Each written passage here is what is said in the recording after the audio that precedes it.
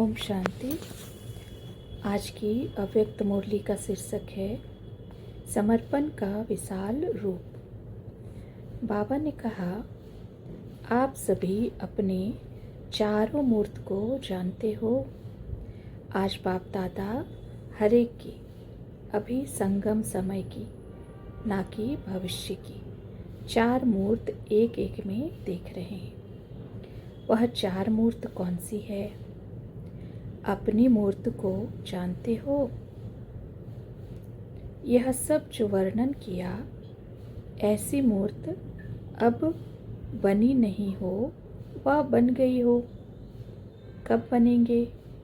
Last so fast जाएंगे, ऐसा सोचा है। लेकिन लास्ट समय फास्ट जा सकेंगे? जितना बहुत समय से अपने को सफलता मूर्त बनाएंगे, उतना ही बहुत समय वहाँ संपूर्ण राज्य के अधिकारी बनेंगे।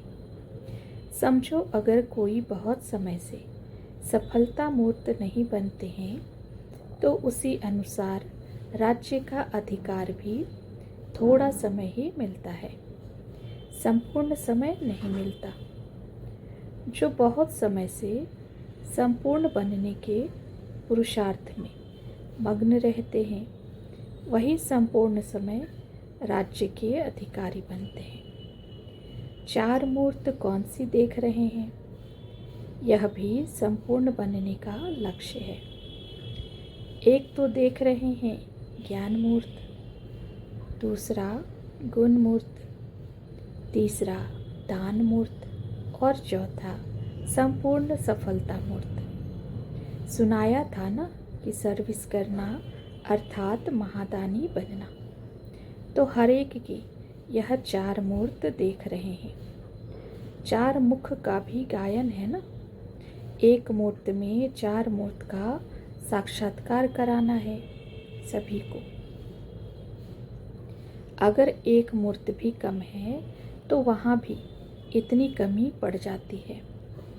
जैसे यहाँ साथ में ले जाने वाला सामान बुक कराते हैं तो वहाँ मिल जाता है, ऐसे ही यह भी बुकिंग ऑफिस है। जितना यहाँ बुक करेंगे उतना वहाँ प्राप्ति होगी। यही सोचो कि चार ही मूर्त बने हैं, चार मुखी बने हैं। जितना यहाँ अपनी मूर्त में सर्व बातें धारण करेंगे, उतना ही भविष्य राज्य तो मिलेगा ही। लेकिन द्वापर में जो आपकी जड़ मूर्तियाँ बनेंगी, वह भी इस समय की मूर्ति प्रमाण ही बनेंगी। अब संपूर्ण मूर्त बनने के लिए क्या लक्ष्य सामने रखेंगे? जैसे भक्ति वालों को समझाते हो ना कि चित्र को देखकर वह ऐसे किस पुरुषार्थ से बने, सो समझो। तो आप संपूर्ण मूर्त बनने के लिए क्या लक्ष्य सामने रखेंगे? उन्होंने क्या लक्ष्य रखा? साकार में संपूर्ण लक्ष्य तो एक ही है ना। उसने कर्मातीत बनने के लिए क्या लक्ष्य रखा? किन बातों में संपूर्ण बने? संपूर्ण शब्द कितना विशालता से धारण किया, यह मालूम है। शब्द तो एक ही है संपूर्ण, लेकिन कितना विशाल रूप से धारण कर ऐसे बने। सर्व समर्पण के लक्ष्य से ही संपूर्ण बने। जितना समर्पण उतना संपूर्ण। लेकिन समर्पण का भी विशाल रूप क्या है? जितना विशाल रूप से इसको धारण करेंगे, उतना ही विशाल बुद्धि भी बनते और विश्व के अधिकारी भी बनते। वह विशालता क्या थी? इसमें भी चार बातें हैं। एक तो अपना हर संकल्प समर्पण, दूसरा हर सेकेंड समर्पण अर्थात समय समर्पण, तीसरा कर्म भी समर्पण और चौथा संबंध और संपत्ति जो हैं वह भी समर्पण। सर्व संबंध का भी समर्पण चाहिए। उस संबंध में लौकिक संबंध तो आ ही जाता है, लेकिन यह जो आत्मा और शरीर का संबंध है उसका भी समर्पण। इतने तक संबंध को समर्पण किया है।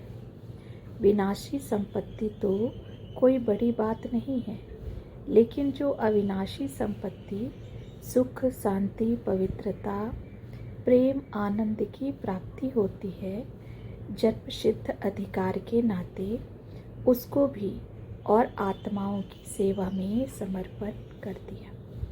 बच्चों की शांति में स्वयं की शांति समझी, तो आत्माओं को शांति देने में ही अपनी शांति समझे। यह है लौकिक संपत्ति और साथ साथ ईश्वरीय संपत्ति को भी समर्पण करके अपनी साक्षी स्थिति में रहना। तो समर्पण शब्द का इतना बड़ा विशाल रहस्य है।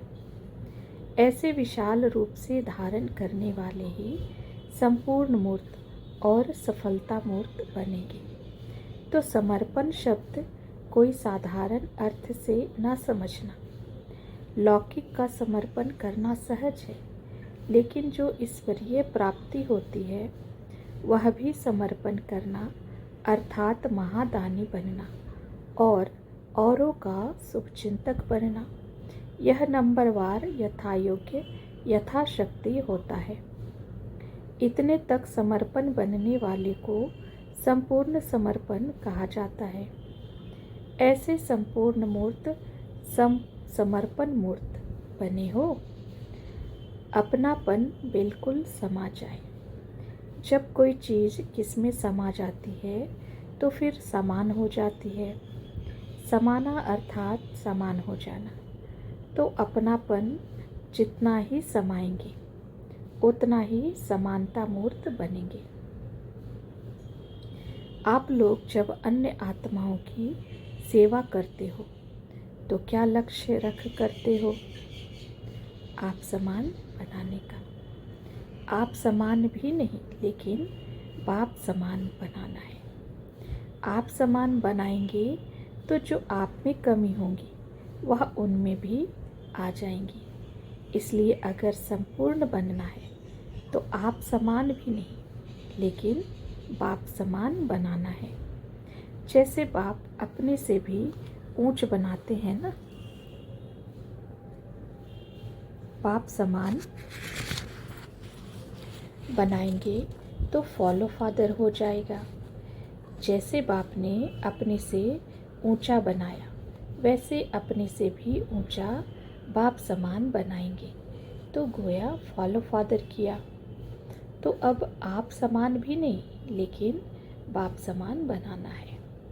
अगर आपने लक्ष्य ही आप समान बनाने का रखा तो उन्होंने तो बहुत कमी रह जाएगी, क्योंकि लक्ष्य ही आपने इतना रखा। इसलिए लक्ष्य सदैव संपूर्णता का रखना है। जो संपूर्ण मूर्त प्रत्यक्ष प्रख्यात हो चुके हैं उसका लक्ष्य नहीं रखना है। जो अब गुप्त हैं, प्रत्यक्षता में नहीं आए हैं, उनका भी लक्ष्य नहीं रख सकते, क्योंकि जैसी एम वैसा ऑब्जेक्ट होता है। तो एम को श्रेष्ठ रखेंगे ताकि प्राप्ति भी श्रेष्ठ होगी। अब तीसरी आंख सदैव ऊपर निशाने पर एक टिक लटकी हुई होनी चाहिए। जैसे कोई मग्न अवस्था में होता है तो उनके नयन एक टक हो जाते हैं, वैसे यह तीसरा नेत्र दिव्य बुद्धि का यह नेत्र भी सदैव एक टक एक रस रहे। एक टक अर्थात एक में ही टिका हुआ मग्न रूप देखने में आए। तीसरे नेत्र का साक्षात्कार कैसे होगा?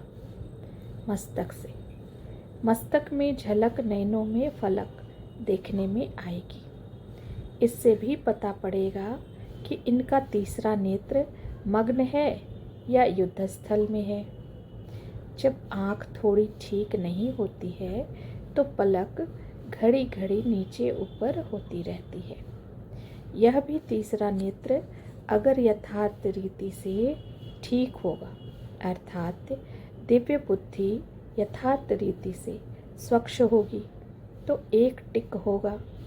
आँख में कोई किचड़ा आदि पड़ जाता है तो क्या होता है? पलकें हिलने लगती हैं। किचड़े की निशानी है हिलना। यथार्थ तंदुरुस्ती की निशानी है स्थिर हो जाना। वैसे यह तीसरा नेत्र सदैव एक टिक हो। यह साक्षात्कार आपके मस्तक से होगा। नैनों से होगा तो चेक करो, हमारा तीसरा नेत्र जल्दी जल्दी बंद होता है और खुलता है, वह सदैव खुला ही रहता है।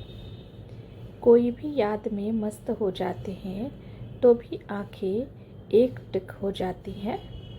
तो यहाँ भी संपूर्ण स्थिति में वही टिक सकेगा जो एक की ही याद में मग्न होगा। नहीं तो नैनों के माफिक बंद होते खुलते रहेंगे, एक टिक नहीं हो सकेंगे। अगर कोई किचड़ा हो तो जल्दी निकालो, नहीं तो हंसी की बात सुनाए। समझो आपका कोई साक्षात्कार करता है और आपकी मूर्त नीचे ऊपर होती रहेगी तो क्या साक्षात्कार करेंगे? जैसे फोटो निकालने के समय हिलना बंद कराते हैं ना, अगर हिला तो फोटो खराब। वैसे ही आपकी अवस्था हिलती रहेगी तो क्या साक्षात्कार होगा? जैसे फोटो निकालते समय अपने को कितना स्थिर रखते हो, वैसे ही सदैव समझो कि हमारे भक्त हर समय हमारा साक्षात्कार कर रहे हैं। तो साक्षात्कार मूर्त अर्थात स्थिर मूर्त होंगे। नहीं तो भक्तों को साक्षात्कार स्पष्ट नहीं होगा। स्पष्ट साक्षात्कार कराने के लिए स्थिर बुद्धि, एक टिक स्थिति आवश्यक है। अभी से ही भक्त लोग एक एक का साक्षात्कार करेंगे। वह बीज अर्थात संस्कार उन भक्तों की आत्मा में भरेगा। फिर उस संस्कार से मर्ज होंगे और फिर द्वापर में वही संस्कार इमर्ज होगा। जैसे आप समझाते हो ना कि धर्म स्थापक यहाँ से संदेश लेकर संस्कार भरकर जाएंगे, वही फिर इमर्ज होगा।